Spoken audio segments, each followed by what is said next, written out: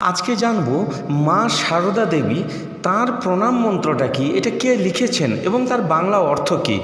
মায়ের এই প্রণাম মন্ত্রটি লিখেছিলেন স্বামী অভেদানন্দজি মহারাজ এবং সৌভাগ্য হয়েছিল তিনি মাকে এই প্রণাম মন্ত্রটি শুনিয়েছিলেন এবং মা যখন শুনলেন, শোনার পরে মা কিন্তু সারদা মা কিন্তু সমাধিস্থা হয়ে গেছিলেন।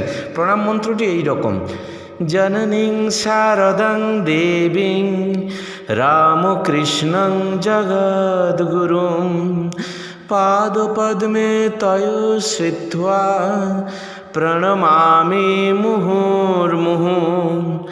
যার বাংলা অর্থ হলো জগতের গুরু শ্রীরামকৃষ্ণ এবং সকলের জননী সারদা দেবীর পাদপদ্মে আমি মুহুর্মুহু প্রণাম করি।